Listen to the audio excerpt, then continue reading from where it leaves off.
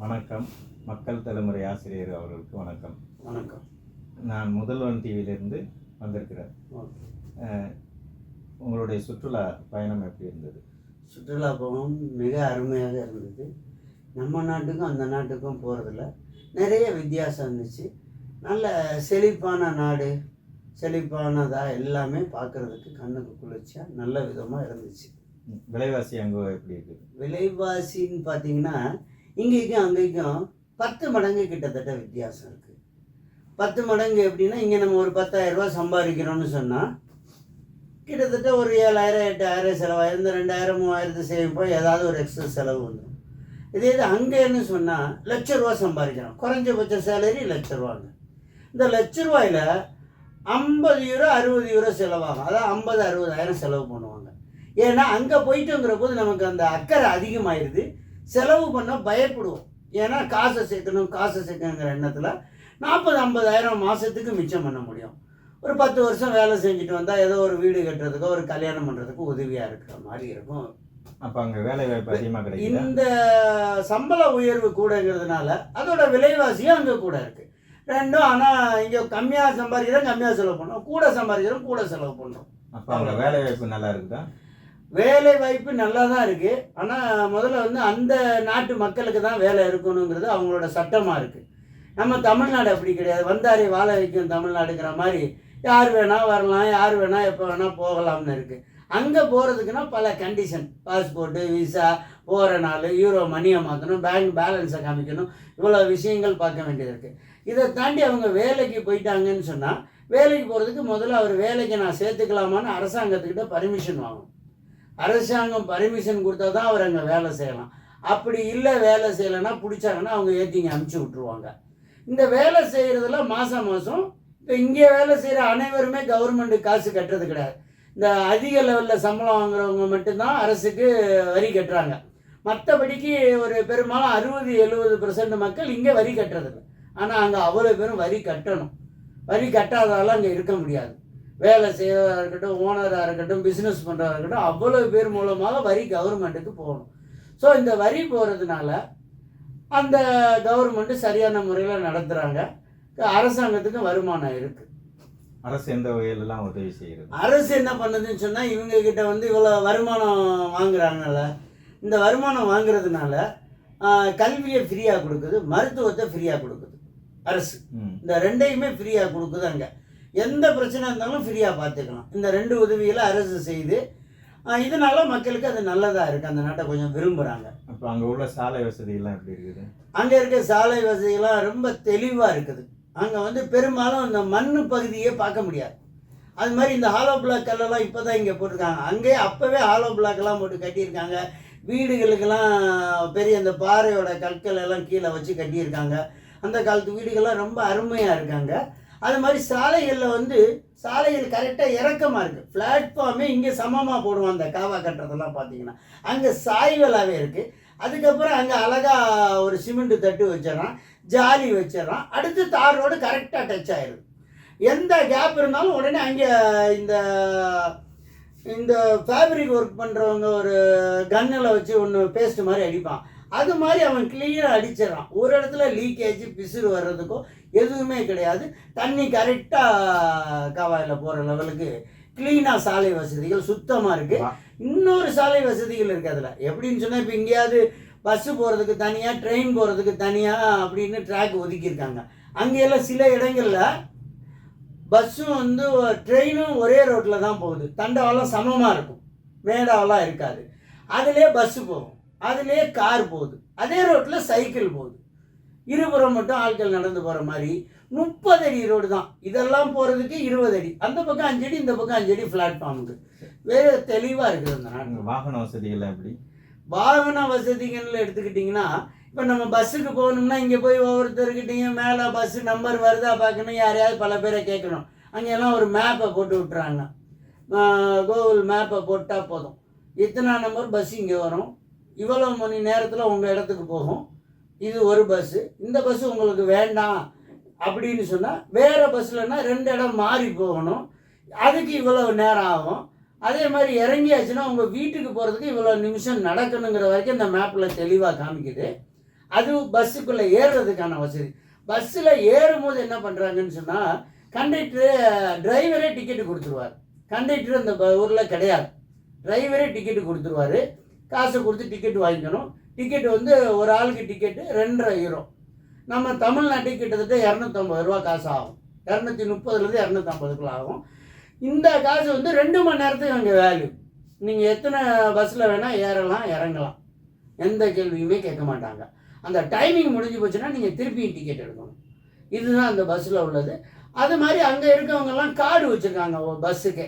நேராக வந்து கார்டை வச்சோடனே சவுண்டு வந்துன்னு உள்ளே போயிடணும். நீங்கள் இப்போ கார்டு வைக்காமையோ டிக்கெட் எடுக்காமையோ பஸ்ஸுக்குள்ளேயே போக முடியாது. பஸ்ஸில் இன்னொரு சிறப்பு அம்சம் இருக்குது. இப்போ வெயில் காலம் நாங்கள் போன டைம் ஃபுல்லாக ஏசி போட்டு ஓட்டுறாங்க. இதே குளிர்காலம் வந்தால் உள்ளே ஹீட்ரு வச்சுருக்காங்க. 4 இடத்துல ஹீட்ரு இருக்குது. ஏசி எப்படி 2 இடத்துல 3 இடத்துல இருக்கிற மாதிரி 4 இடத்துல ஹீட்டர் வச்சுருக்காங்க. ஹீட்டர் ஆன் பண்ணி விட்டால் உள்ளே ஹீட்டாக இருக்கும் இருக்குது. குளிர்காலத்தில் அது அவங்களுக்கு ட்ராவல் பண்ணுறதுக்கு இதமாக இருக்கும்னு அப்படி வசதி பண்ணி வச்சுருக்காங்க பஸ்ஸில். நீங்கள் அங்கே தங்கும் வசதியெல்லாம் எப்படி? தங்கும் வசதி எப்படி இருக்குன்னா, அங்கே ஹோட்டலில் தான் நாங்கள் தங்கினோம். ஆனால் அங்கே தங்குறது ஹோட்டலாக இருக்கட்டும் வீடாக இருக்கட்டும், குளிக்கிறதுக்கெல்லாம் டப்பு வச்சுருக்காங்க, ஷவர் இருக்குது, நல்லா இருக்குது. டாய்லெட் போகிறது கூட வெஸ்டர்ன் டாய்லெட்டு தான் இருக்குது. எல்லா இடத்துலையுமே வெஸ்டர்ன் டாய்லெட் இருக்குது. ஏர்போர்ட்டில் அண்டு ரயில்வே ஸ்டேஷனில் எங்கே பார்த்தாலும் வெஸ்டர்ன் டாய்லெட் இருக்குது. ஆனால் என்ன ஒன்று, டாய்லெட் நம்ம இருந்துட்டு அதை ப்ளஷ் பண்ணால் டாய்லெட் உள்ளே போயிடுது, கவாயில் பண்ணணும். ஆனால் டாய்லெட் இருந்துட்டு நம்ம இருந்த இடத்த கழுவுறதுக்கு அங்கே தண்ணி வசதி, பைப் வசதி கிடையாது. அந்த யூரோப் கண்ட்ரியில் பூராமே இந்த மாதிரி அதுக்கு பேப்பர் தான் வச்சுருக்கோம். சாப்பிட்டோன்னே இப்படி கை துடைக்கிற பேப்பர் வச்சுக்கிறோம். அந்த மாதிரி டாய்லெட் போனால் பேப்பரில் தான் துடைச்சி போடணும்னு சொல்லி அங்கே சிஸ்டம் வச்சுருக்காங்க. அது ஒன்று மட்டும் எனக்கு ரொம்ப கஷ்டமாக தெரிஞ்சு அந்த நாட்டில். மற்றபடிக்கு எல்லாமே ஓகே தான். அது ஒன்று தான் எனக்கு கஷ்டமாக தெரிஞ்சு. அங்கே உணவு வகையெல்லாம் எப்படி? உணவு வகையில் எடுத்துக்கிட்டிங்கன்னா, இப்போ நம்ம நாட்டில் மாதிரி தோசை, இட்லி, வடை, பொங்கல், பூரி, சப்பாத்தி, ஃப்ரைட் ரைஸ் இந்த மாதிரிலாம் கிடையாது. அங்கே ஓன்லி பீஸா, பர்கரு, பன்னு. இதோட அந்த சில இதில் இலையெல்லாம் வச்சு, பன்னில் இலையெல்லாம் வச்சு என்னென்னமோ வச்சு கொடுக்குறாங்க பன்னுக்குள்ளே. அது பூராமே ஹீட்டர் பாக்ஸில் தான் இருக்குது. எனி டைம் வந்து ஆளுங்க வாங்கிட்டு போகிறாங்க. எல்லா ஹோட்டல்லையும் ஃபுல்லாக அதான் சப்ளை பண்ணுறாங்க. பிளாட்ஃபார்மில் வந்து கடைகள் கிடையாது. ஆனால் சேர்கள் பூரா பிளாட்ஃபார்மில் போட்டுக்கிற வசதி வச்சுருக்காங்க எல்லா கடைகள்லையும். அங்கே எல்லாத்துலேயுமே அந்த மாதிரி உட்காந்து தான் வெளியில் சாப்பிட்றாங்க.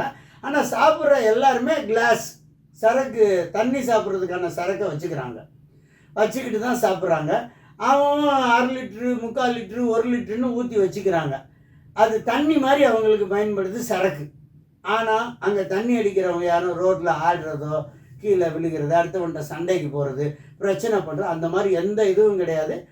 அங்கே வந்து இந்த சரக்கு எங்கே விற்கிறாங்கன்னா, இந்த டீ கடையில், ஜூஸு கடையில், ஹோட்டலில், ரயில்வே ஸ்டேஷனில், ஏர்போர்ட்டில், எங்கே பார்த்தாலும் ஃபுல்லாக சரக்கு மயமாக தான் இருக்குது அவ்வளோ இடத்துலையும். ஆனால் சரக்கை நல்லா வாங்கி பயன்படுத்துகிறாங்க, நிம்மதியாக வாழ்கிறாங்க. அவங்களுக்கு சேர்த்து வைக்கணுங்கிற அவசியம் இல்லாதனால சம்பாதிக்கிற காசை நல்லா செலவு பண்ணுறாங்கன்னு சொல்கிறாங்க. சேர்த்து வைக்க வேண்டிய அவசியம் இல்லைன்னு சொல்கிறது எதனாலன்னு தெரியுமா? அவங்க என்ன பண்ணுறாங்க, அரசு வந்து இன்னொரு உதவியும் செய்கிறாங்க. எப்படி செய்கிறாங்கன்னா, நம்ம வேலை செய்யும் போது, கடை வச்சுருக்கும் போது நம்ம மாதம் வரி கட்டுறோம்ல, இந்த வரியை வந்து நம்ம 60-68 வயசாகிடுச்சுன்னா அந்த காலகட்டங்களில் இது வரைக்கும் நம்ம எவ்வளோ அரசாங்கத்துக்கு நம்ம வரி கட்டியிருக்கோமோ அதை வச்சு அவங்களுக்கு பென்ஷன் கொடுத்துட்றாங்க. அதுக்கப்புறமா வாழ்கிறதுக்கான வசதி அவங்களுக்கு கிடைச்சிருது. கல்வி ஃப்ரீ, அந்த மாதிரி மெடிக்கல் ஃப்ரீ. அதனால் அவங்களுக்கு காசை ரொம்ப சேர்த்து வைக்கணும், நமக்கு பணம் வேணுங்கிற எண்ணம் கிடையாது. ஜாலியாக இருக்காங்க. அங்கே நீங்கள் போனதில் உங்களுக்கு பிடிச்சது, பிடிக்காதது? பிடிச்சதுன்னு சொன்னால், அங்கே பஸ்ஸு போகிறதுக்கு, ட்ரெயின் போகிறதுக்கு எல்லாம் ட்ராக் கொடுக்குற மாதிரி அங்கே ஒரு பேட்ரி வண்டி இருக்குது. ரொம்ப அலையாக இருக்குது. எல்லோரும் சருன்னு அதில் போய் வந்துக்கிட்டு இருக்காங்க. இப்போ நம்ம சைக்கிள்லாம் மிதிக்கணும்னு கஷ்டப்படுவோம். இந்த மற்ற வண்டி வாங்கினா ரிஜிஸ்ட்ரேஷன்லாம் பண்ணணும், பேட்ரி வண்டி கஷ்டப்படுறோம். அங்கே அப்படி கிடையாது. அது எப்படின்னா, இவ்வளோ அகலம்தான் இருக்கும் அந்த நிற்கிற பிளேட்டு. அதில் 2 வீலும் இப்படி 1 ஜான் உயரத்துக்கு தான் 2 வீல் இங்கே இருக்கும். இந்த சைஸில் காலை நீங்கள் இப்படி கூட வச்சுக்க முடியாது. அதில் இந்த இப்படி தான் காலை வச்சுக்கணும். இப்படி வச்சுக்கிட்டு ஹேண்டில் பாரை பிடிச்சிக்கிட்டு அது வாட்டுக்கு நம்ம எங்கே இன்னும் போகலாம். 30-40 கிலோமீட்டர் ஸ்பீடு போகுது அந்த வண்டி. அதுக்குன்னு தனியாக அவ்வளோ இடத்துலையும் தனி ட்ராக்கு கொடுத்துருக்கேன் அந்த வண்டி போகிறதுக்குன்னே. சில இடங்களில் பிளாட்ஃபார்ம் மேலே போகுது, போயிட்டு க்ளீனாக போயிடுறாங்க. போயிட்டு அந்த சைக்கிளை தூக்கி ட்ரெயினுக்குள்ளே வச்சுக்கிறாங்க. அங்கே போய் இறங்கின உடனே அங்கே எங்கெல்லாம் போகணுமோ அந்த சைக்கிளில் போயிட்டு திருப்பி அந்த சைக்கிளை எடுத்துக்கிட்டு வந்துடுற வசதி இதில் இருக்குது. சொந்தமாக சைக்கிள் இல்லாத ஆளுக்கு இங்கே வந்து ஸ்மார்ட் பைக்குன்னு சொல்லிட்டு சைக்கிளை வச்சுருக்காங்க. இந்த பீச்சில் சில இடம் டீ நகர்லாம் வச்சுருக்காங்க. அது கவர்மெண்ட்டுக்கு நெட்டில் பணம் கட்டிட்டு அந்த சைக்கிளை எடுத்துகிட்டு போகலான்னு சிஸ்டம் இங்கே இருக்குது மெட்ராஸில். இதே மாதிரி சிஸ்டம் இந்த பேட்ரி வண்டிக்கு அங்கே வச்சுருக்காங்க. அவங்க அங்கே கவர்மெண்ட்டில் வந்து வண்டி எடுத்துகிட்டு போக வேண்டியது, எங்கே வேணுமோ போகிற இடத்துல வண்டியை போட்டு போயிட வேண்டியது. அது பாட்டு கவர்மெண்ட் எடுத்து வச்சுக்கோம் அப்புறம் வண்டியை. அந்த மாதிரி வசதி அங்கே இருக்குது. இந்த பேட்ரி வண்டியோட விலை அங்கே வந்து கிட்டத்தட்ட ஒரு 300 யூரோ சொல்கிறாங்க. நம்ம தமிழ்நாட்டு பணத்துக்கு கிட்டத்தட்ட 2,70,000 வரும். விலை தான் கொஞ்சம் காஸ்ட்லியாக இருக்குது. ஆனால் வண்டி சொகுசாக அப்படி ஜம்முன்னு இருக்குது. அங்கே பெரும்பாலும் இருக்கவங்க ஒன்று காரில் போகிறாங்க, ரொம்ப வசதியான. மீடியமானவங்க பஸ்ஸு ட்ரெயினில் போயிடுறாங்க. இல்லை அந்த இதுக்கு போகிறதுக்கு தூரம் போகிறான் 1 கிலோமீட்டர் 2 கிலோமீட்டர் 2.5 கிலோமீட்டர் வேகமாக நடந்து போயிடுறாங்க. அதுக்கு தனியாக அவங்க எதுவும் வச்சுக்கணும்னு நினைக்கல. விறுவிறுன்னு நடந்து போய் அவங்க பாட்டுக்கு வேலையை பார்த்துக்கிட்டே இருக்காங்க. உங்களுக்கு பிடிக்காதது அங்கே நடந்தது? பிடிக்காததுன்னு சொன்னால் அங்கே கொஞ்சம் திருட்டு பையனுக்குன்னு ஆல்ரெடி சொல்லியிருந்தாங்க போகும்போது. இந்த நீக்கிறக்கார பசங்க வந்தால் எதையாவது நம்மகிட்ட இருக்கிறத திருடிட்டு போயிடுவாங்க அப்படின்னு சொல்லியிருந்தாங்க. அதில் கொஞ்சம் ஜாக்கிரதையாக தான் இருந்தோம். நாங்கள் இந்த ஈஃபில் டவர் பார்க்குறதுக்காக போகும்போது ஒரு ட்ரெயினில் ஸ்டேஷனுக்கு பிளாட்ஃபார்ம் தப்பாக போயிட்டோம். அதுக்காக வேறு பிளாட்ஃபார்ம் மாறுறதுக்காக லிஃப்ட்டில் ஏறும்போது கூட்டம் ஜாஸ்தியாக இருந்துச்சு. அப்போ எனக்கு ஒரு ஃபோன் வந்துச்சு. ஃபோனை பேசிக்கிட்டே லிஃப்ட்டில் ஏறுறேன்னா கூட்டம் இருக்கும். லிஃப்ட்டில் இருக்கிற பையன் என்ன பண்ணிட்டான், என் பேக்கில் இருக்கிற ஒரு கவரை உருவிட்டான். அவன் மட்டும் உருவினோடனே அந்த நாட்டு பெண்மணி வந்து ஒன்று பார்த்துட்டு இந்த மாதிரி ஏன்னா அவன் ஃப்ரெஞ்சு மொழியில் பேசுது. எங்களுக்கு அது என்னன்னு தெரியலை. அவன் மொத்தம் பேக்லேருந்து என்னத்தையும் அவன் எடுத்துட்டான்னு மட்டும் தெளிவாக தெரிஞ்சிச்சு எங்களுக்கு. நாங்கள் ஒன்று அவன் பையெல்லாம் செக் பண்ணோம், பையில் இல்லை. அவன் என்ன பண்ணிட்டான், அவங்க கூட அம்மா வந்திருக்கிறாங்க, அம்மாட்ட கவரை மாற்றிட்டான். இந்த பிரச்சனை ஒன்று நாங்கள் யாரையும் வெளியில் போக விடலை லிஃப்ட்டை விட்டு. அதுக்குள்ளே அப்புறம் அந்த அம்மா என்ன பண்ணிச்சு, இங்கே வெளியில் இருக்க எல்லாம் போலீஸ்னு கூப்பிட்டாங்க. கூப்பிடவோ அந்த அம்மா கவரை தூக்கி லிஃப்ட்டோட மூளையில் போட்டுருச்சு. அந்த அம்மா அதையும் பார்த்து சொல்லிருச்சு. சொன்ன உடனே நாங்கள் கவரை எடுத்தோம், பண கவருங்க. இவங்க 2 பேரையும் விட்டுட்டோம். 5-6 பேரை உள்ளே நிறுத்தியிருந்தோம். அதில் 2 பேரும் இவங்க திருடர்கள், ஒரு பையனும் ஒரு அம்மாவும். விட்டுட்டோம். விட்டுட்டு இந்த அவ்வளோ தூரம் ஓடி இருப்பான். ஓடினோம், போலீஸ் வந்துட்டான். பிட் பாக்கெட் சொன்னேன். அவனை விரட்டி இவன் போயிட்டான். அவன் கீழே இறங்கி போனால் அநேகமாக போலீஸ் அவங்கள பிடிச்சிருப்பாங்க தான் நினைக்கிறேன். சரி, உங்களுடைய அனுபவத்தை நீங்கள் பகிர்ந்தீங்க. இப்போ இந்த தமிழ்நாட்டு மக்களுக்கு நீங்கள் என்ன சொல்ல விரும்புகிறீங்க? தமிழ்நாட்டு மக்களுக்கு என்ன சொல்கிறத விட தமிழ்நாட்டு அரசியல் முதல்ல மாறணும். அரசியல் மாறி சட்டங்கள் திருந்தி அதிகாரி அரசியல்வாதிகள் ஒழுங்காக நடக்க ஆரம்பித்தா அந்த பயத்தில் மக்கள் மாறி நடந்தால் வெளிநாடு மாதிரி நம்ம நாடு மாறுறதுக்கான ஒரு வாய்ப்பு இருக்குது. ஓகே, இது வரைக்கும் நீங்கள் நல்ல அருமையாக பதில் சொன்னீங்க. நன்றி. நன்றி.